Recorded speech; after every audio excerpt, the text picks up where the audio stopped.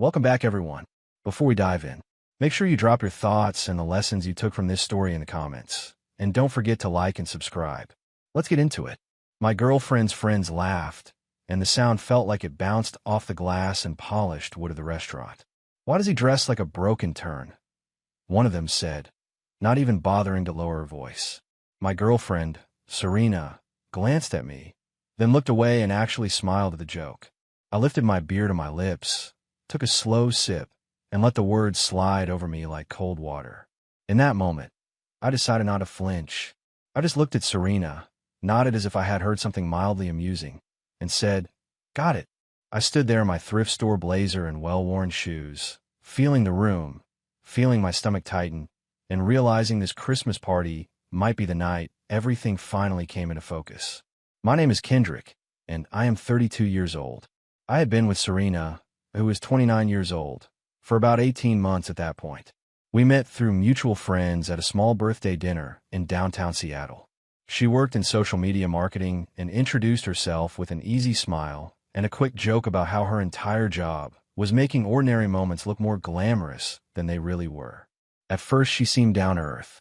She loved cheap taco places, did not mind taking the bus, and laughed at her own clumsiness when she tripped over uneven sidewalks.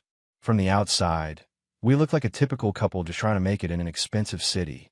There was one thing Serena did not know about me, something I did not really tell anyone.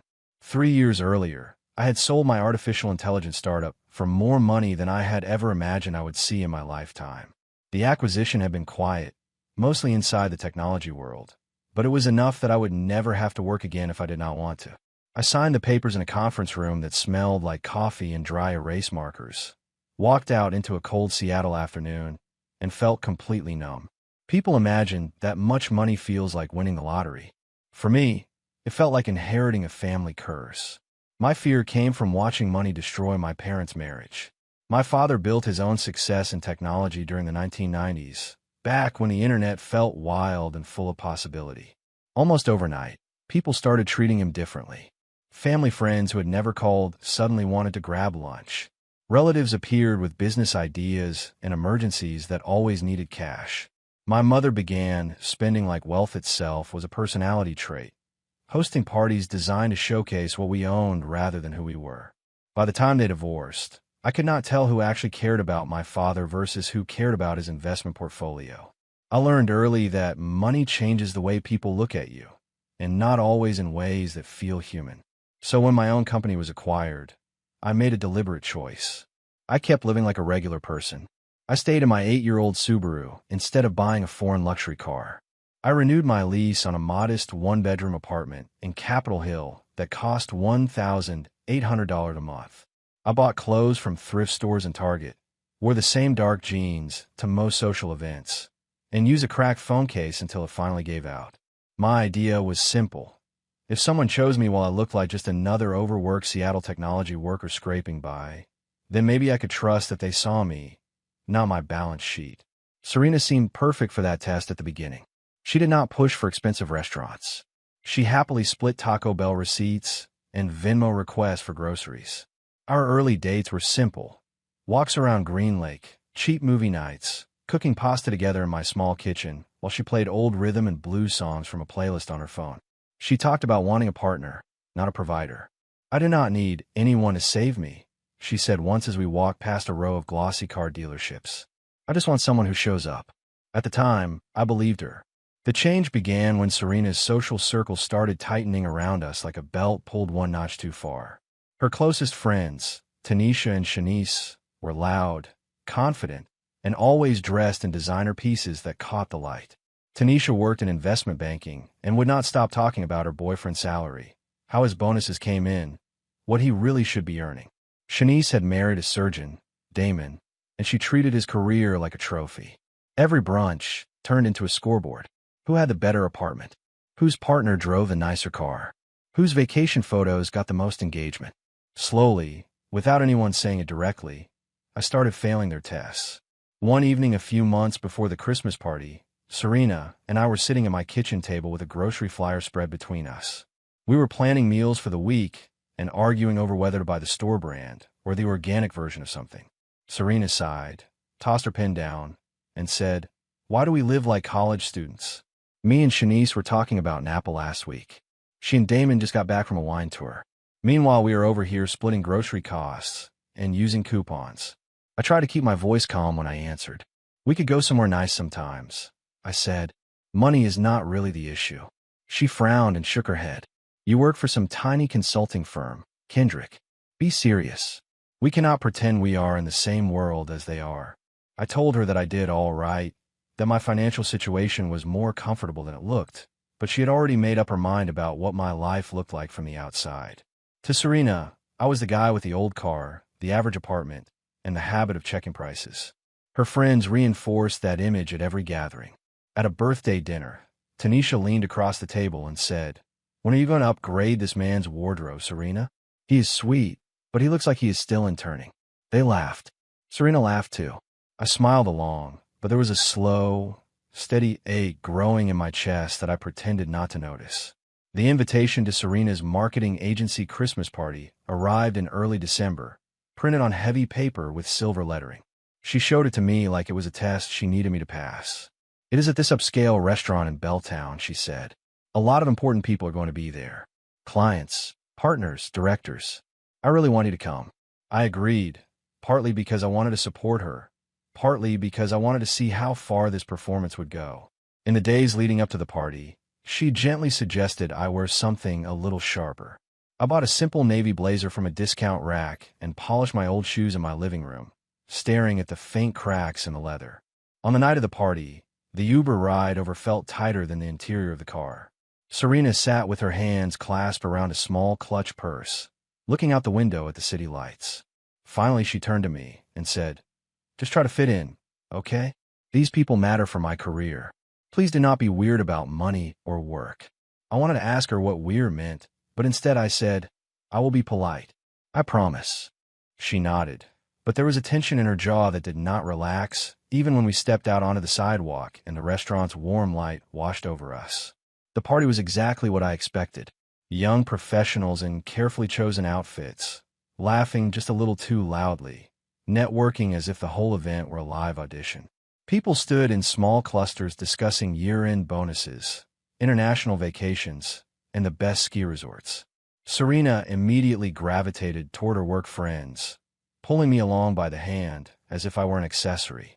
"This is Kendrick," she said a few times, adding nothing else, as if my presence were a footnote. I told myself to relax, to be the supportive partner, to nod and listen and refill our glasses when needed. That was when the commentary started. We were standing near the bar when Tanisha arrived in a fitted dress that drew several glances. She looked me up and down with a small, assessing smile, then turned to Serena. "Girl, when are you going to upgrade?" she said loudly enough for half the room to hear. "My boyfriend just bought me a Cartier watch for Christmas." "What did Kendra get you?" Before I could answer, Serena laughed and shrugged. "He is sweet," she said, "but yeah, he is not exactly playing in the same league." The words landed like a slap I had to pretend not to feel. I stood there holding my beer, watching the woman I had been building a life with dismiss me as a consolation prize in front of her friends.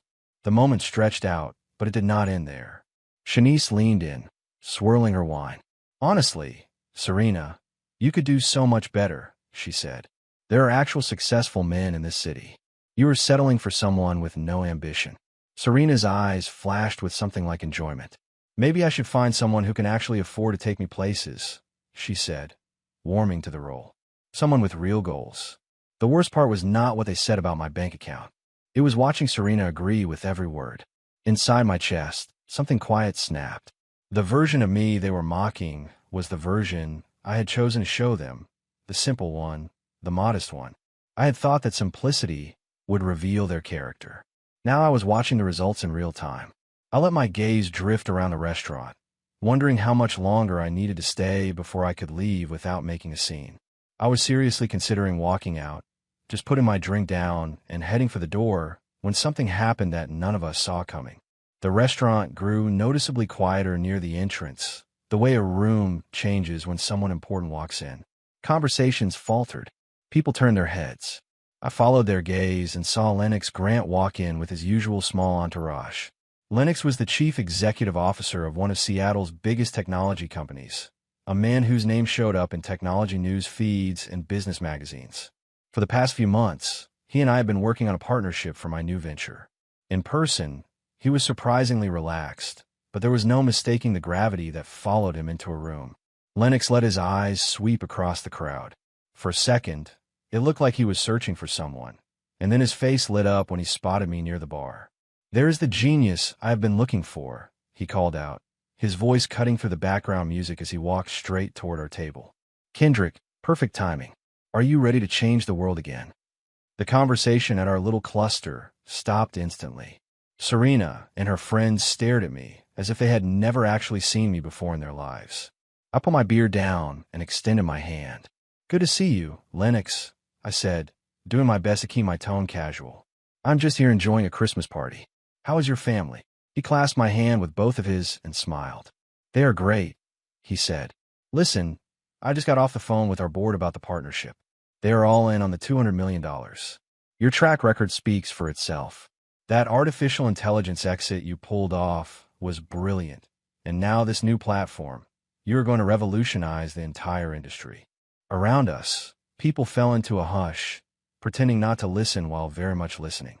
I could feel Serena's stare burning into the side of my face, but I kept my attention on Lennox. "We should probably discuss details somewhere more private soon," I said. He nodded eagerly. "Of course," he said. "I just had to tell you this in person. Our investors are calling you the next Elon. After selling your first company for $40 million, and now this, you're going to be the story everyone talks about this year." That sentence detached itself from the conversation and floated over our table like a flare exploding in a dark sky. Tanisha froze with her glass halfway to her lips. Shanice's eyes widened in open disbelief, as if she were trying to do the mathematics in her head and failing. Serena looked like someone had kicked a chair out from under her. The same man they had been mocking as a broken turn was suddenly a person who could buy and sell everyone in that room without blinking. Lennox and I talked for a few more minutes about timelines, legal teams, and a possible interview with Forbes magazine. Then he clapped me on the shoulder and drifted away to greet the next cluster of people. The moment he left, the air around our table changed temperature. It was like someone had flipped a switch. Serena grabbed my arm, her nails digging slightly into my sleeve. "Oh my God, babe. Why did you not tell me any of that?" she said. Her voice had gone soft and breathy, the way it did when she wanted to charm someone. "We were just joking around. I think you were amazing." Tanisha stepped closer, her earlier smirk replaced by bright curiosity. "So, Kendrick, tell us about your work," she said. "What kind of companies have you built? How did you get into artificial intelligence?" Shanice nodded eagerly, asking about my fascinating career trajectory. 10 minutes earlier, they had been encouraging Serena to leave me for someone with real goals. Now they were hanging on every word I said, laughing too quickly at my jokes, touching my arm when they made a point, asking if I ever mentored younger entrepreneurs. I felt as if I were watching a play in which everyone had abruptly switched roles without changing costumes.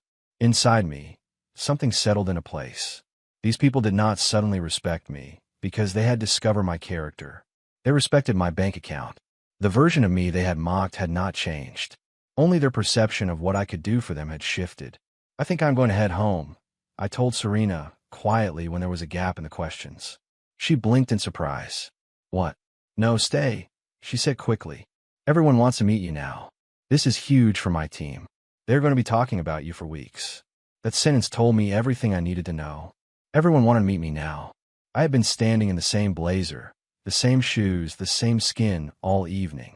The only new information in the room was the number attached to my name. I stepped out into the cold night air and ordered an Uber on my phone.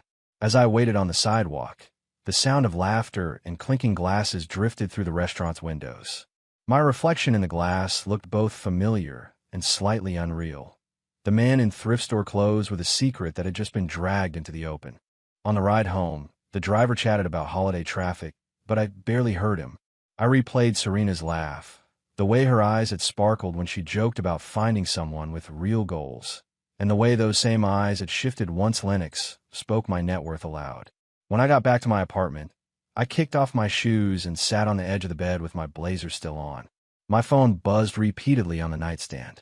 Serena's name lit up the screen over and over. At first the messages were confused. Why did you leave? And, are you upset? Then they turned accusatory. You lied to me about your job. And, how could you keep something that big from me? Later, they slid toward panic. We need to talk about this. And please answer me. I let the phone buzz itself into silence. I needed space from her voice, from the frantic shift in tone, from the feeling that I was a stock whose price had suddenly spiked. The next day, I finally agreed to meet her. We sat in my living room, the afternoon light slanting through half-closed blinds. Serena looked different without the party makeup and the perfect hair, but the anxiety in her eyes was the same. Why would you hide something like that from me? She demanded. Do you have any idea how it felt to stand there and realize everyone in that room knew more about your life than I did? I took a breath. They did not know more, I said. They knew a different part. The part one deliberately kept quiet, because I wanted to see how people treated me when they thought I was ordinary. She shook her head. You made me look stupid, she said. I have been defending your little consulting job to my friends for months. If I had known, I would have handled things differently. Something in that sentence made my skin prickle.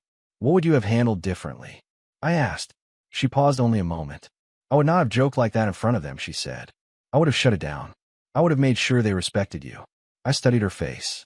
You would have made sure they respected me because you knew I had money, I said.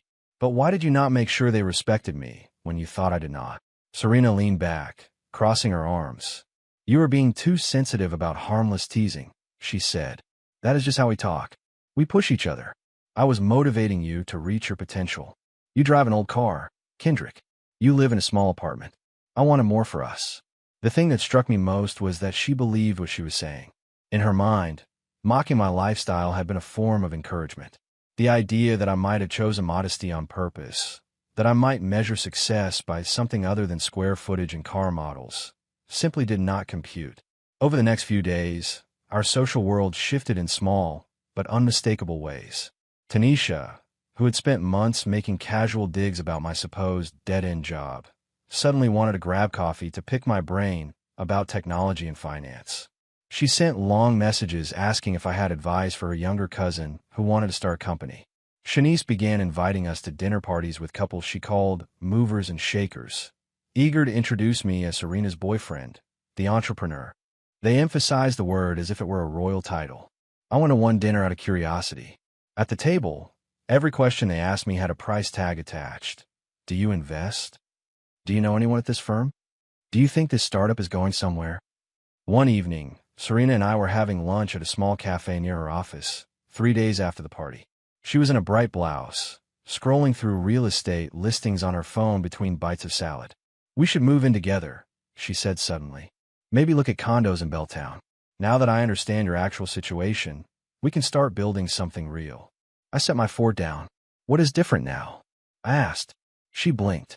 What do you mean? I held her gaze. What is different about me now compared to 3 days ago?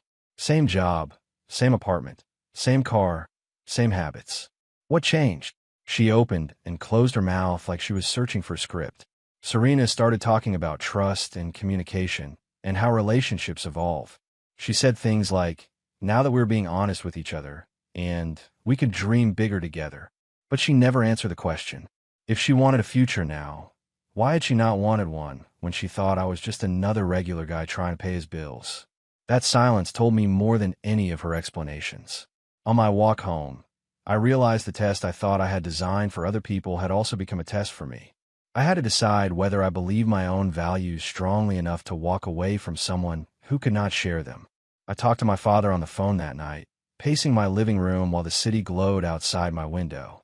I told him what had happened at the party, how Lennox had revealed everything, how Serena and her friends had changed in an instant. My father was quiet for a long moment.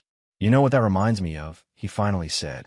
Every holiday after my company took off, people who never cared about my opinions suddenly hung on my every word. It felt good at first. Then I realized they were listening to my money, not to me. He paused. You did not hide your wealth to punish anyone. You did it to protect yourself. Now you have more information. A few days later, Serena came over with a list of open houses on her phone and a bright, determined smile. She talked a mile a minute about floor-to-ceiling windows, building amenities, and how it would look for her to host colleagues at our place. I listened for a while, then finally interrupted. "I'm not moving," I said. She blinked. "What?" I gestured around my small living room. "I like this apartment," I said. "I like this neighborhood. I like keeping my life simple." She stared at me as if I were speaking a language she did not know. "Do you not want people to see how successful you are?" she asked. That question landed between us like a stone. That was the moment I knew we were done. She was dating my success, not me. We tried, for about 2 more weeks, to patch something that had never really been whole. She suggested couples therapy. She cried and said she had never meant to hurt me. She insisted her friends' opinions did not matter, even though she had let those opinions guide our relationship for months. Every conversation felt like she was talking to the wealthy version of me that had been announced at the party, the man with the $40 million exit and the new platform, not the person who wore secondhand jackets and spent quiet nights debugging code for fun. Eventually, I said the words out loud. "We want different things. This is not going to work." The breakup itself was quiet. No shouting, no dramatic scene in public. We sat on a park bench under bare winter trees while our breath formed pale clouds in the cold air. Serena cried into her gloved hands, asking if there was anything she could do to change my mind. I told her I did not think she had done anything she could easily fix. It was not about an apology for one night. It was about values. She wanted a life measured in visible markers: homes, parties, vacations, the admiration of friends. I wanted a life where the person beside me cared more about who I was at my most ordinary than who I could be at my most impressive. After that, the social fallout unfolded at a distance. I heard from mutual acquaintances that Serena had been bragging to her friends about dating a secret millionaire, using my story as a kind of social currency. When we broke up, she lost that currency. Tanisha and Shanice went back to their subtle digs. Only now they had even more material. They criticized Serena's choices and wondered how she had managed to lose someone like me. I actually felt bad about that part. She did not deserve to be mocked by her own friends, even if those friends had revealed their true colors at that Christmas party. Professionally, life moved forward. The partnership with Lennox's company launched 3 months later, and our platform performed better than projected. The interview with Forbes magazine happened in a glossy conference room with bottled water and soft chairs. I answered questions about innovation, leadership, and the future of artificial intelligence, and the article painted me as some kind of quiet visionary. It felt surreal, but not nearly as important as something else I had been doing quietly in the background for years: volunteering at an elementary school in South Seattle. I started volunteering long before my company sold, back when I was just another programmer who wanted to give something back. Every Tuesday afternoon, I drove down to a public school and helped children with basic computer skills. We worked on simple coding projects, digital drawing, and typing. The students did not know or care that I had money. They just knew I showed up every week, remembered their names, and high-fived them when their programs finally ran without errors. Those afternoons grounded me in a way nothing else did. In that fluorescent-lit computer lab, I was not a founder or an entrepreneur. I was just Mr. Kendrick who made the cursor move across the screen. That is where I met Alana. She was a third-grade teacher who had been working at the school for 6 years. She grew up in the neighborhood, went to college on scholarships, and came back because she wanted to make a difference where she had started. The first time we spoke, she was kneeling beside a student's desk, helping a little boy sound out a word on the screen. When she stood, she smiled at me and said, "Thank you for sticking with them. They could be a handful on computers." I laughed. "Honestly, they are better at this than some people I have hired," I said. She grinned, and the conversation flowed naturally from there. After a few weeks, Alana and I fell into an easy rhythm. On Tuesdays, she would help settle the children into the computer lab, then lean against the desk while I explained loops and basic logic in terms that 8-year-olds could understand. Afterwards, we started grabbing coffee at a small shop around the corner. At first we talked about lesson plans and technology, about how to make sure children who did not have devices at home could still keep up. Then the conversations stretched wider. She told me about growing up with parents who worked 2 jobs each, about teachers who had changed her life. I told her about early jobs in technology, about writing code at 2 in the morning, about wanting to build tools that felt genuinely useful. Alana knew I worked in technology, but she had no idea about the money, the acquisition, or the partnership with Lennox. She never asked what car I drove or where I lived. When she asked about my work, it was always framed in terms of impact. How does what you build help people who are not in the room? She would say, stirring sugar in her coffee. I found myself looking forward to those questions more than to any investor meeting. One afternoon, as we walked back to the school, she said, I like that you explain things to the kids without talking down to them. A lot of adults forget how smart they are. I tucked that compliment away in a place that Serena's laughter had never reached. 3 months into our slow, quiet friendship, one of Alana's students walked into the computer lab holding a folded newspaper. Ms. Alana, is this Mr. Kendrick? The girl asked, pointing at a black and white photo on the front of the business section. It was the Forbes article. Alana glanced at it, then looked at me with raised eyebrows. After class, when the last child had filed out, she held up the paper. So, she said with a small smile, is there anything you want to tell me? I exhaled and decided I was done hiding out habit. We sat at a table while I told her the whole story in a low voice. I talked about the startup, the unexpected acquisition, the choice to live modestly, and the way I had watched money distort my parents' marriage. I told her about Serena, the Christmas party, Lennox's entrance, the sudden shift in everyone's behavior, and the breakup that followed. I did not leave out the parts where I had been wrong.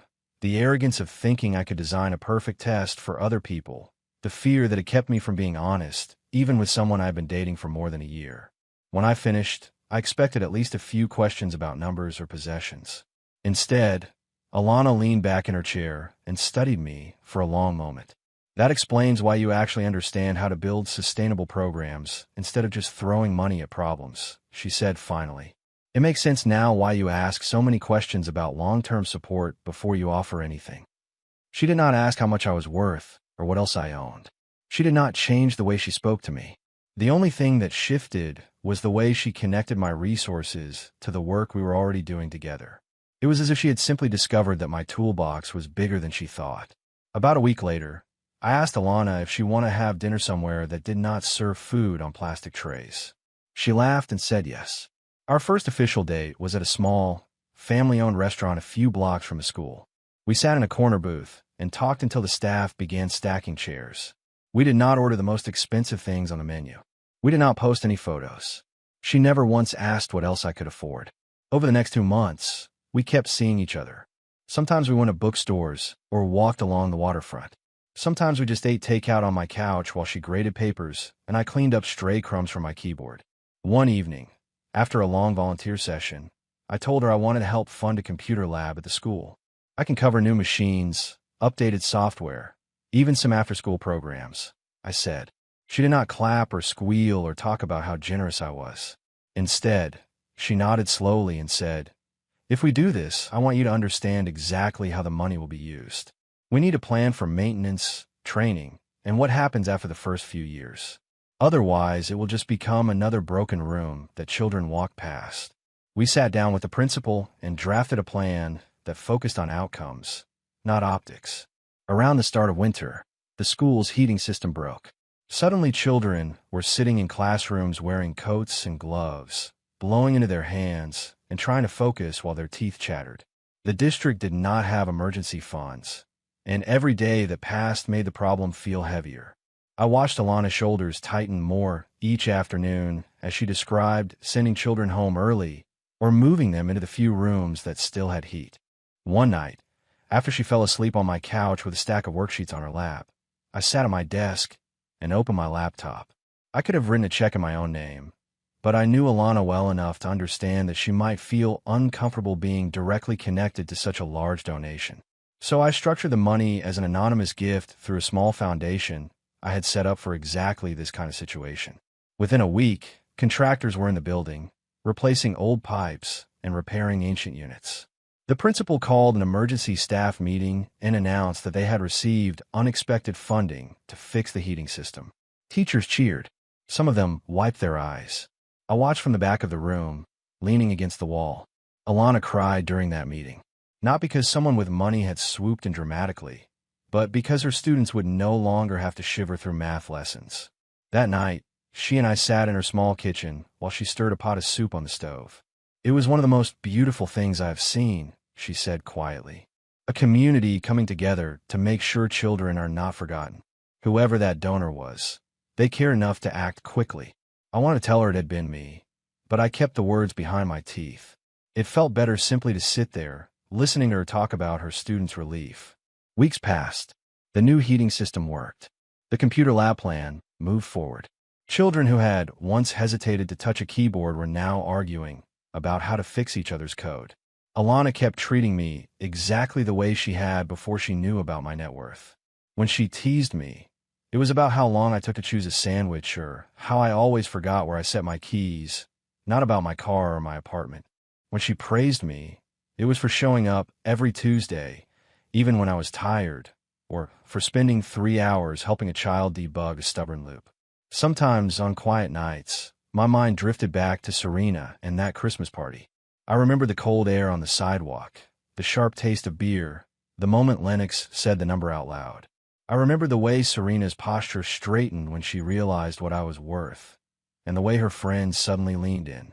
I also remembered Celestia, the restaurant manager from that night, who had walked over after Lennox left and quietly asked if I was all right. Rich or not, being put on the spot like that looked rough, she had said, setting a glass of water in front of me. She had no reason to care about my feelings except basic human decency. At the time, I had not fully understood how much that small kindness mattered. Standing in the school computer lab now, watching a child's face light up when their project finally worked, I finally understood what I had been looking for all along. Some people treat you based on what they think you can do for them.